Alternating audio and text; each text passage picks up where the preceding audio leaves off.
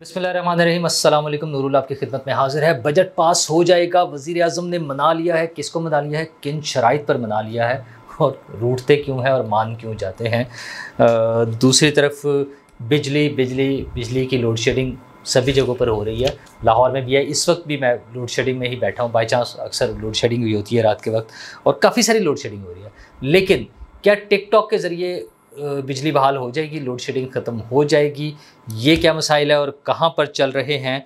और जनाब इसके अलावा मैं आपको बताऊंगा कि इसराइल के दोस्त कौन हैं। लेकिन सबसे पहले वज़ीर आज़म साहब ने जो मार्का मारा है, वज़ीर आज़म साहब ने मना लिया जाकर ना, बल्कि बुलाकर मना लिया। बिलावल भुट्टो ज़रदारी साहब के साथ उनकी मीटिंग प्लान थी, जो शाम 4 बजे पहले हुई, फिर 5:30 बजे हुई, फिर 7:30 बजे का प्लान हुआ। फाइनली मुलाकात हो गई। बिलावल भुट्टो ज़रदारी उधर गए हैं वज़ीर आज़म हाउस और वज़ीर आज़म साहब के साथ पूरा उनका वफ़द था, जिसमें डिप्टी वज़ीर आज़म इसहाक़ डार साहब थे, वज़ीर ख़ज़ाना औरंगज़ेब साहब थे, राना सनाउल्लाह साहब, अता तारड़ साहब और अली परवेज़ मलिक, और ये सब लोगों ने मिल के बिलावल भुट्टो को राम कर लिया। और बिलावल भुट्टो ने कहा कि ठीक है, हम बजट की हिमायत करेंगे। क्योंकि आपको याद होगा कि जब बजट इजलास शुरू हुआ था तो उन्होंने सब वो जो है ना टोकन पार्टिसिपेशन थी उनके, बाकी लोग उठ के चले गए थे, बिलावल भुट्टो खुद भी नहीं आए थे। तो अब वो मान गए हैं। मसला क्या है?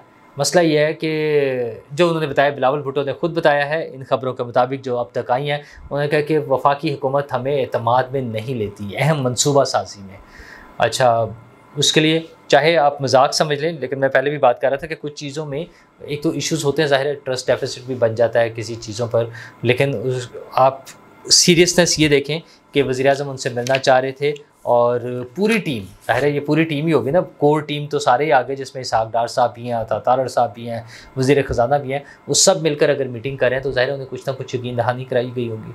तो एक तो उनका गिला ये है कि हमें मनसूबा साजी जो होती है, ज़रा टॉप लेवल की डिसीजन मेकिंग जो है, उसमें हमें एतमाद में नहीं लिया जाता। दूसरा उनका ख्याल है कि सिंध के जो मंसूबे हैं उनको संजीदगी से नहीं लिया जा रहा। अच्छा, सिंध बिलावल भुट्टो के लिए बड़ा इंपॉर्टेंट है, पीपल्स पार्टी के लिए बड़ा इंपॉर्टेंट है कि वहाँ पर उन्होंने उनकी हुकूमत है, मुसलसल तीसरी हुकूमत है ये, और उनको ज़रूरत है कि वहाँ पर लोगों की खिदमत कर सकें, लोगों को डिलीवर करके दिखा सकें। मुकाबला तो अभी तो कोई बहुत बड़ा मुकाबला नहीं था, लेकिन सियासत तो फिर सियासत है। और इलेक्शन बहरहाल मुश्किल होता है जब इलेक्शन, अब अगला इलेक्शन जो है वो यकीन हर इलेक्शन जो है पहले वाले इलेक्शन से मुश्किल भी हो जाता है, तो इसलिए वो उसमें चाहते हैं। लेकिन कुछ लोगों का ख्याल ये है कि असल में मसला पंजाब में है। पीपल्स पार्टी का सारा जो ये इशू बना हुआ है वफाकी हुकूमत के साथ, वो पंजाब में इशू है। क्योंकि पंजाब में पीपल्स पार्टी जो शेयर मांग रही है, सिर्फ वजारतों में नहीं बल्कि एडमिनिस्ट्रेशन में, ज़िले एडमिनिस्ट्रेशन में एक ये अफवाह है या ये ख़बर है फैली हुई कि पीपल्स पार्टी उसमें ज़्यादा शेयर मांग रही है और नून लीग वो शेयर देने को तैयार नहीं है। अच्छा, वो ज़िले स्पेशली वो हैं जहाँ पर पीपल्स पार्टी के लोग जीत चुके हैं। जनूबी पंजाब में है, कुछ सेंट्रल पंजाब में है, कुछ अपर पंजाब में है, तो वो इस तरह से मुख्तलिफ साइड पे वो अपने लिए शेयर मांग रहे हैं। और पंजाब में उनके 7 MPs हैं मेनली, उसके बाद मेरे ख्याल है शायद एक तो वो भी आ गया है, रिज़र्व सीट वाला भी शायद हो। लेकिन बार वो कितनी मिनिस्ट्री उन्हें मिल सकती हैं, ये सारे इश्यूज़ पे मसाइल उनके डिस्कशन में हैं। अभी भी खबरों के मुताबिक तो यही है कि उसमें काबीना में तोसी, काबीना में शिरकत, इन चीज़ों पर भी डिस्कस हुआ है, लेकिन अभी तक ये चीज़ें सॉलिड शक्ल में फ़ाइनल सामने नज़र नहीं आ रही। लेकिन इतना ज़रूर हुआ है कि बिलावल भुट्टो साहब मान गए हैं।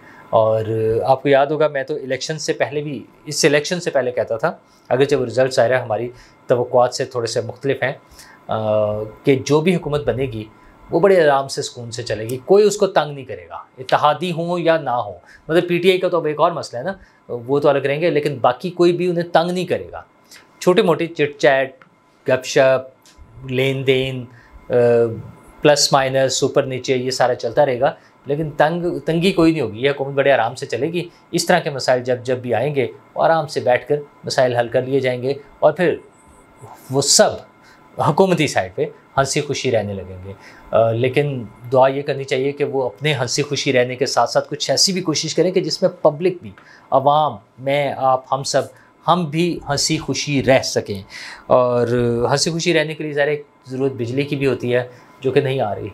अब फिर इस वक्त भी लोड शेडिंग है जहाँ मैं बैठा रिकॉर्डिंग करा रहा हूँ लाहौर में, और काफ़ी सारी लोड शेडिंग हो रही है, लेकिन केपी में ज़्यादा लोड शेडिंग है। अच्छा, उसकी वजह हुकूमती साइड से बड़ी क्लियर है कि वहाँ पे बिजली चोरी ज़्यादा होती है, वहाँ पर लाइन लॉसेस ज़्यादा हैं, वहाँ से रिकवरी कम होती है, तो इस वजह से वहाँ पे लोड शेडिंग ज़्यादा हो रही है। वज़ीर आला केपी ने और दीगर उनके वज़रा और उनके साथियों ने जो एक ट्रेंड बना लिया था कि ख़ुद जाके बिजली ऑन कर देनी है, तो वो नंबर बनाने, मैं पहले भी आपसे जिक्र कर चुका हूँ कि असल में पॉलिटिक्स हो रही है, असल में नंबर बनाए जा रहे हैं, असल में लोगों को के साथ खेला जा रहा है, उनके जज्बात के साथ। अच्छा, जो मिनिस्टर्स हैं, जो सीएम है, उनको कोई इशू नहीं होगा बिजली का, उनका मसला नहीं है, उनका काम चल रहा है।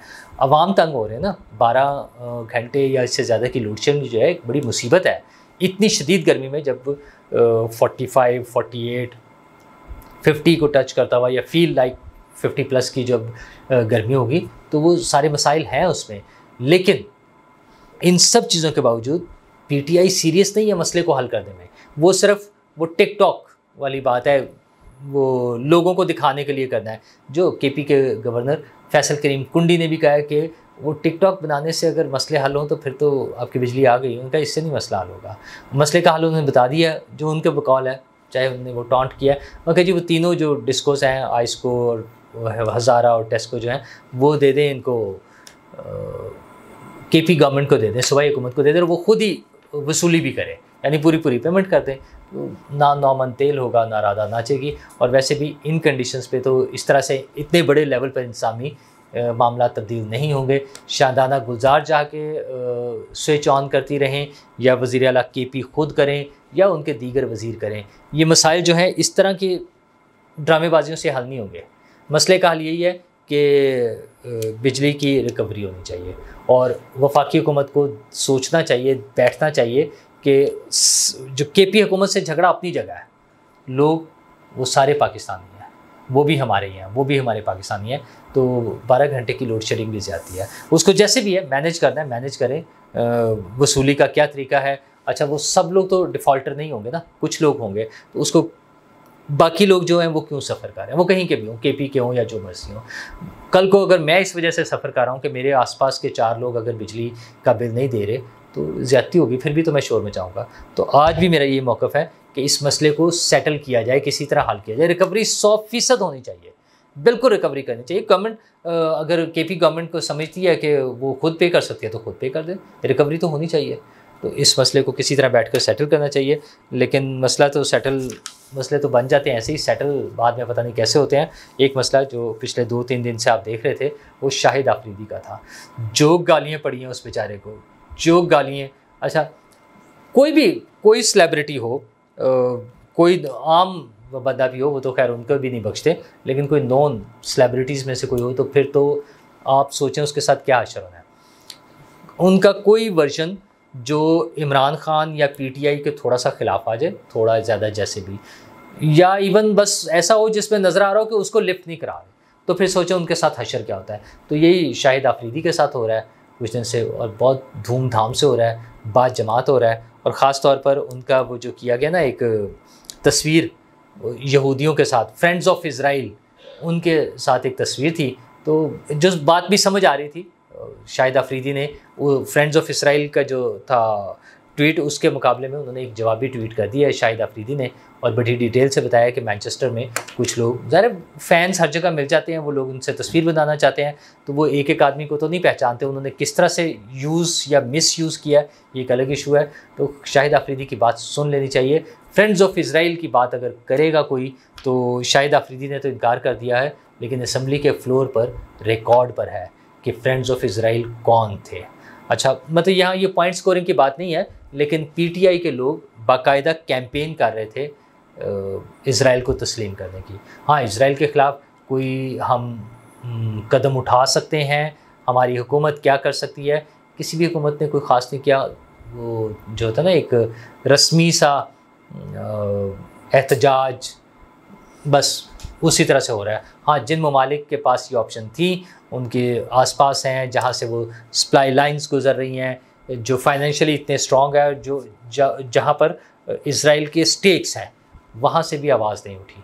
आवाज़ तो उन मुल्कों से उठ रही है जिन्हें हम काफिर मुल्क कहते हैं। बड़े मुजाहरे और जिस तरह से वहाँ हो रहा है, बाकी भी मुसलमान मुल्कों में भी ऐसे ही हो रहा है। लोग उनके साथ हैं, उन्हें फ़लस्तीनियों का दर्द महसूस करते हैं। सारी दुनिया में ह्यूमन बींग्स होना चाहिए, वो चाहे मुस्लिम कंट्री में है, चाहे दूसरे ममालिक में हो, नॉन मुस्लिम कंट्रीज़ हों, उन सब की ये आवाज़ है कि वहाँ पे जुल्म व सितम बंद होना चाहिए। जो हुकूमतों के मामलात होते हैं वो ज़ाहिर है उनके अपने इंटरेस्ट होते हैं गवर्नमेंट्स के, वो उसके मुताबिक चलते हैं, लेकिन ये तब्दीली बहरहाल आएगी। शाहिद आफरीदी ने बड़ा खुल के क्लैरिफिकेशन दे दी है। तो फ्रेंड्स ऑफ इज़राइल को शाहिद आफरीदी के बारे में फ्रेंड्स ऑफ इज़राइल के साथ एसोसिएट नहीं करना चाहिए। शुक्रिया।